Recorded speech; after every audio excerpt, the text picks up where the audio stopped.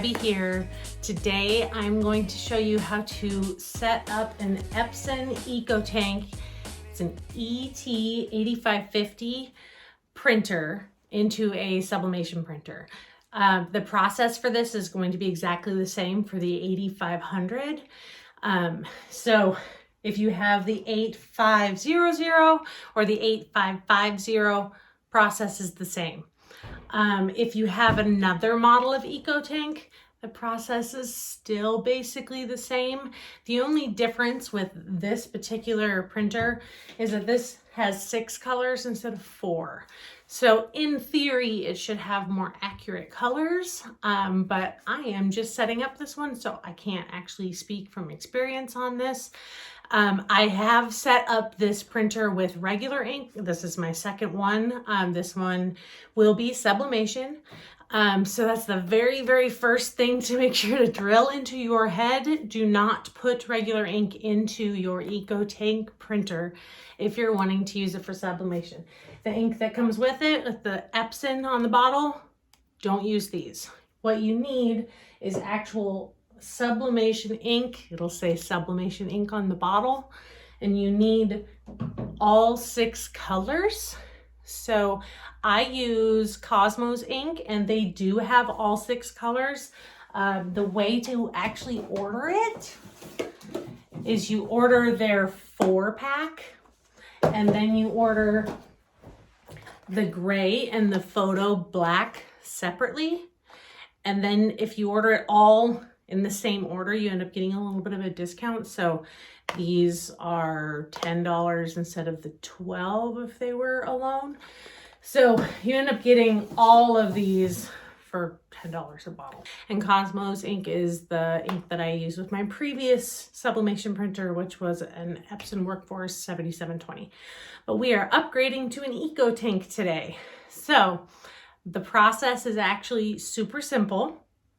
The first thing you want to make sure you do is go to their website, epson.com, search for the printer model, scroll down to where it says support, and there will be some software to download. You need to download the combo driver package and install the software. That's the program that you're going to need to actually hook it up to your computer and choose all your print settings and everything. So make sure that you get the software installed.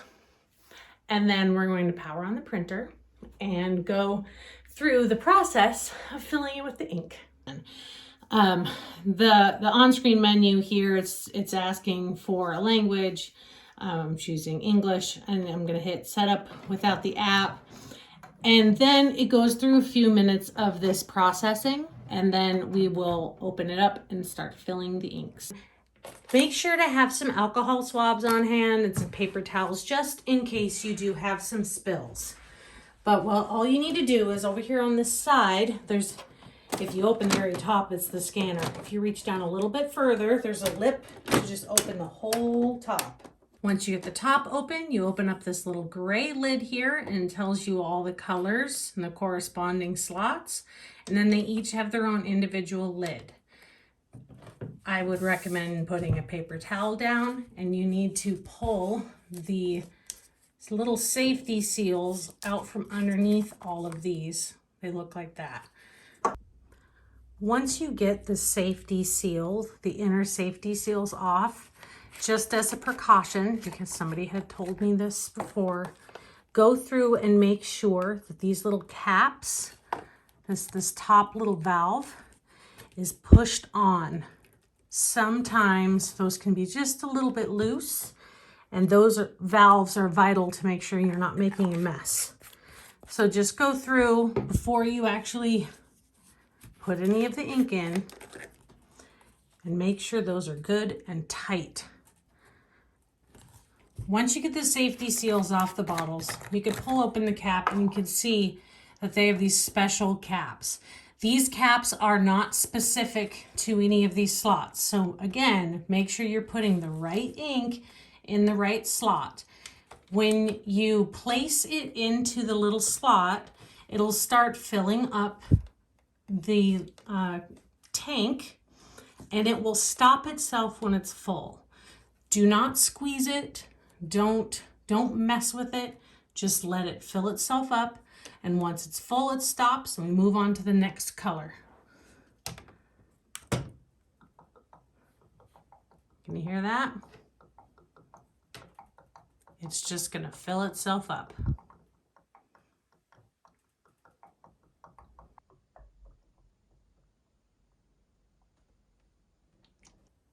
It stopped. So this is where I like to be a little bit careful because I did have some drips when I first lifted it up. So be sure to just go straight up and then have a paper towel ready. Put the lid back on. Do not lift it up and come off to the side. Then if it drips, it's going to drip over your other tank lids here. And we're trying to keep it all clean. This is a double folded paper towel, by the way. So we're going to close that. That was black. Just so I don't accidentally grab this one, I'm going to move this to the other side. The next color is Photo Black, the PB. We're going to do the same thing with all of the colors, work our way through.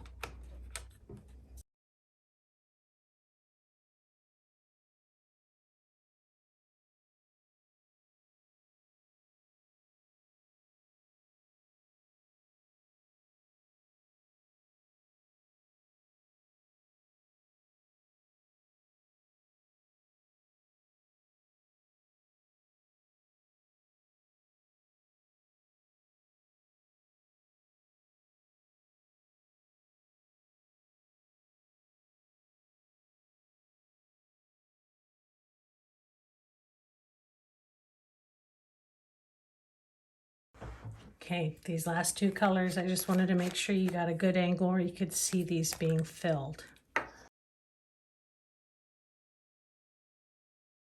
And they stop themselves right at the right line. Last color, gray.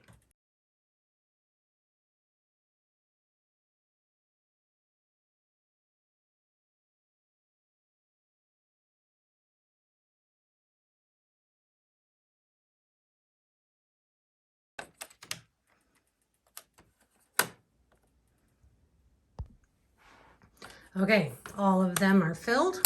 We're going to close the top. The screen says press OK for 5 seconds.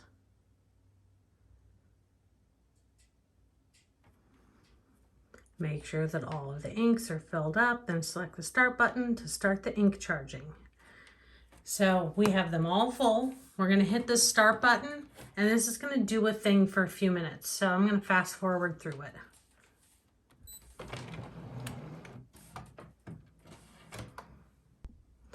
Okay, initialization is complete. I'm going to just show you how to load the paper before we do this. Okay, to load paper, right over here on the side, there's a little slot for your finger. Right here is your tray 1. This is for smaller sizes, like photo paper and stuff.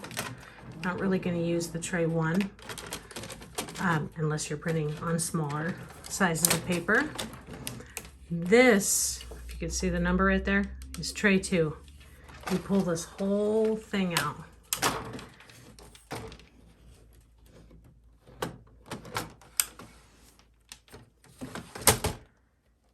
And then it has the adjustments for the different sizes. So we need letter size.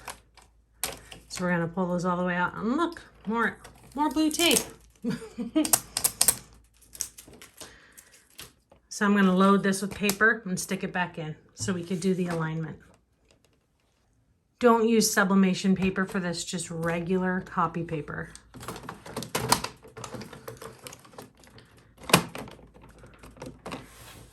Now, over here on the screen, it is asking me what paper size I just loaded.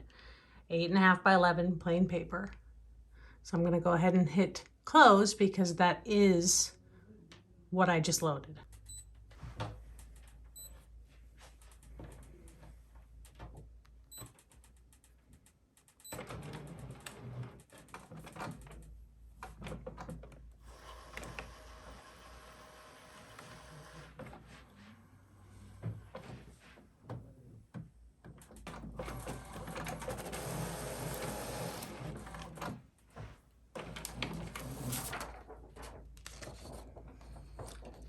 My print nozzle check is not quite perfect, so I'm going to go ahead and let it know that so it does a print head cleaning.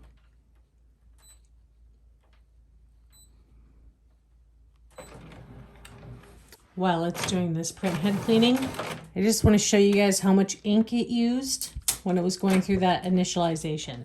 So if you wanted to go back through and top those off, you can. Just make sure that you don't let them run out of ink.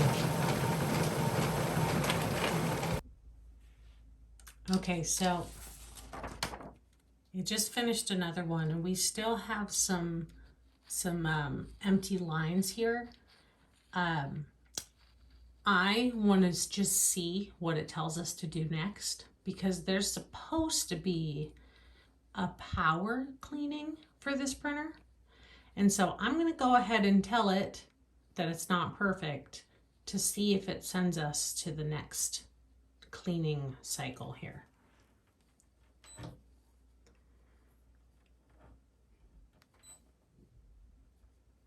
Next, more powerful cleaning starts. Load letter or plain paper in the rear paper feeder to print a nozzle check pattern. So this is in the back. You lift this little lip and you'll see there's a white piece to pull out and out again.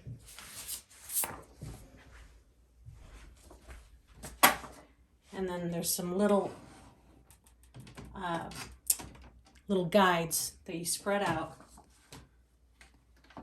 Put your paper in and then put those guides up so that the paper is centered. Plain paper, yes. And we're going to hit start.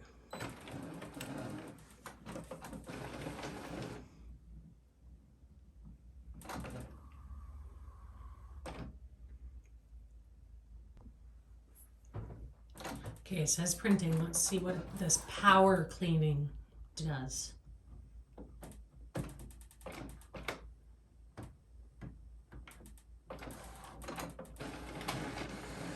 The ink levels haven't really changed much with these print head cleanings, so that's a good sign. We're not wasting a ton of ink. It's about where it was after it finished initializing.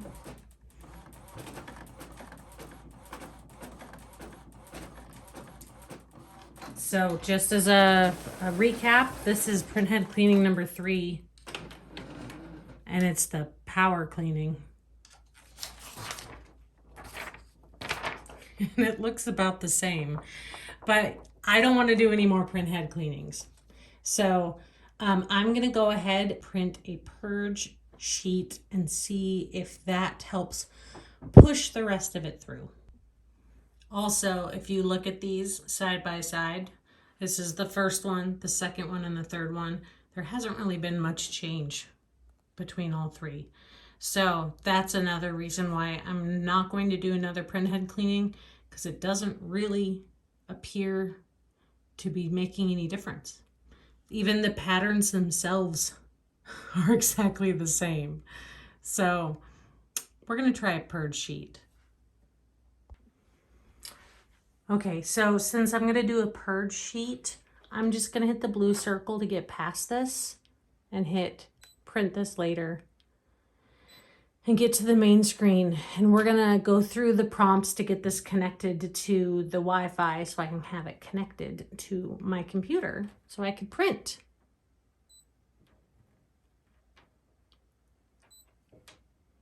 Start setup.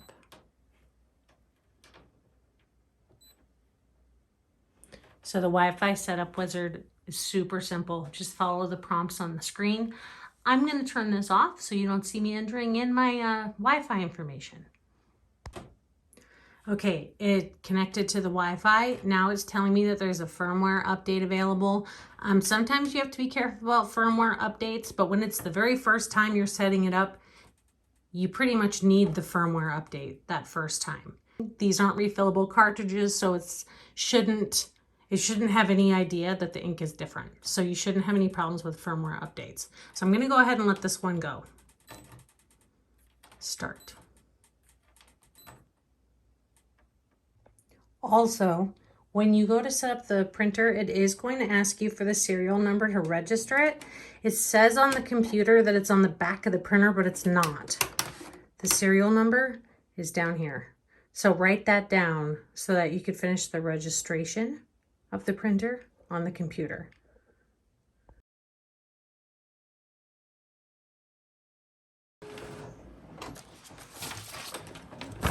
Okay, there's our purge sheet. Now we're going to go back in and let's print a nozzle check.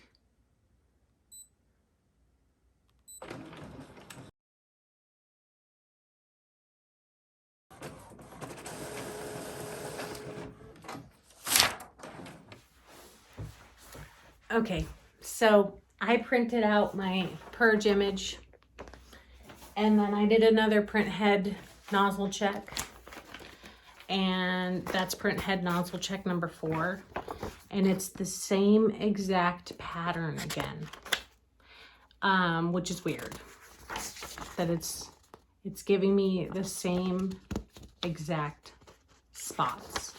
So I thought maybe it's an alignment. I didn't even bother turning on the camera for this because I just needed to see if it was an alignment, and the alignment is a slow process, and I wasn't going to make you sit and watch me do that. The alignment, I couldn't finish because it started fading out so bad that I can't even tell it which ones look good or not. So I turned off the printer to cancel out of the alignment. And I went to the power cleaning screen, which I'm going to turn this around. So I went to the power cleaning instead of print head cleaning, which I thought it had prompted us earlier to do the power cleaning. But I clicked on this power cleaning just in case. And this is what it's telling me. In the following cases, print head cleaning does not improve print quality. Perform power cleaning. You printed or performed head cleaning when the ink levels were too low. That's not our problem. Print quality did not improve after repeating print head cleaning 3 times and waiting 12 hours without printing. This isn't true. I haven't waited 12 hours. I went ahead and hit OK just to see, and it is giving me all these warnings. It's going to put bubbles into the ink tubes and make sure I have at least 30% ink in the tanks. I haven't waited 12 hours, so I'm not going to do this power cleaning yet. It is 7 o'clock, and I have been messing with this for several hours now, which I wasn't expecting. So I'm going to let this sit overnight and see what it's doing in the morning, because I don't want to keep doing print head cleanings. I don't want to do the power cleaning because it's giving me this warning that I haven't let it sit. And I already did a purge image, which I'm now realizing that the purge image that I have is CMYK, and that's a 4-color purge sheet. And I have a 6-color printer, so this isn't going to help me. I mean, it'll help me for some of the colors, but if the colors happen to be gray or photo black, although the yellow and the black in this look fine, it's the I don't know if you could see the cyan and the magenta have stripes. So I'm going to let this sit overnight and see what it's doing in the morning. Okay, hi, hey, good morning. Status update on the printer. Okay, so just to refresh your memory, this is where we left with last night. First thing this morning, I printed a print nozzle check. This is before doing any cleanings or anything, and it was improved. So I did one print head cleaning thinking, man, we're close. And I hadn't done a print head cleaning since yesterday. So I did a print head cleaning, and it went right back to being not as good. So then I made a new purge sheet that has a variety of colors to make sure that we're covering all of our bases with the 6 color printer. I printed this at using the high quality photo glossy paper setting so that it is really putting down as much ink as possible. And it put us exactly to where we were this morning. So the printhead cleaning and the purge sheet did us no good. And just to see if one more purge sheet would do us, you know, get us there, I did print another one of these purge sheets and it's exactly the same. So I'm going to leave it. I was really trying to get it perfect for the video for you guys, but this is close enough. Really, once you start using it, once it sits, I bet sitting, I have to go to town for 2 days.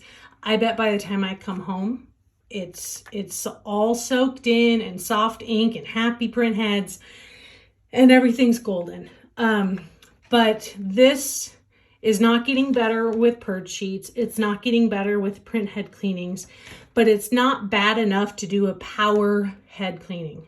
So there's really not a whole lot of other options except for printing out more and more purge sheets, which you can do if you are desperately needing it to be perfect right away. Print out more purge sheets because the print head cleanings are not making it better, and I do not recommend doing more than 3 in a row anyway. So I'm leaving it.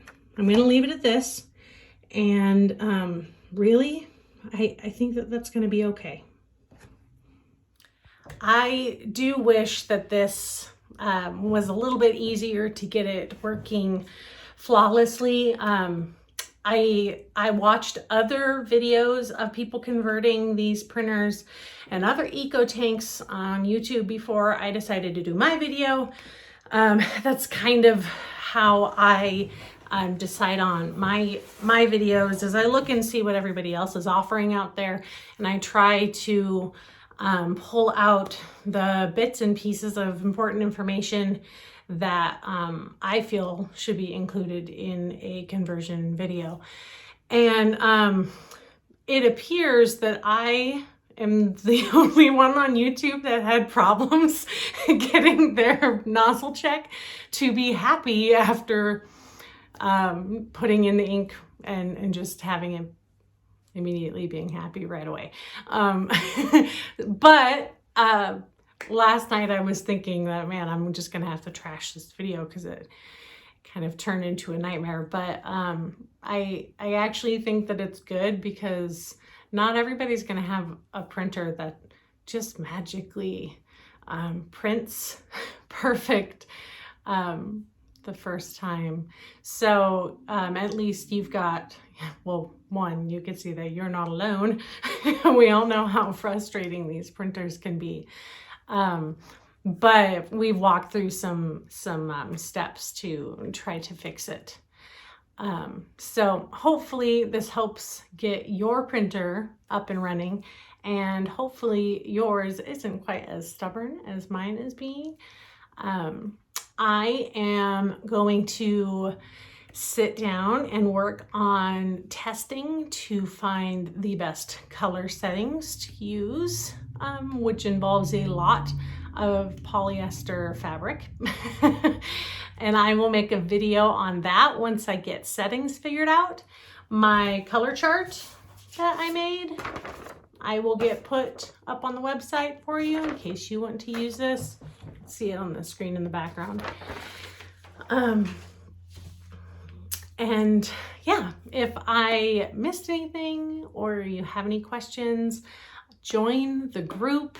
I know that it's kind of annoying, but on YouTube I've got comments turned off because I just can't keep up with the YouTube comments, and to be honest, about half of them are spam. So I just tell everybody to join the group. We're on top of it in the group, and I have a team of girls to help answer questions. So if you have any questions, join the Facebook group, Debbie Does Design Groupies. And oh, there's one more thing I wanted to show you. I know that this is silly, but it might just save you guys a little bit of frustration. When you're done printing this tray, it doesn't want to just like magically push back in and you're feeling like you're forcing it. There's a button on the screen that says output tray. And if you press that, it goes in. So I know that that's ridiculous, but this is my second one of these. I've had the other one for a week now. Just figured that out yesterday. So just thought I would pass that little information along. Anyway, thanks for watching, guys.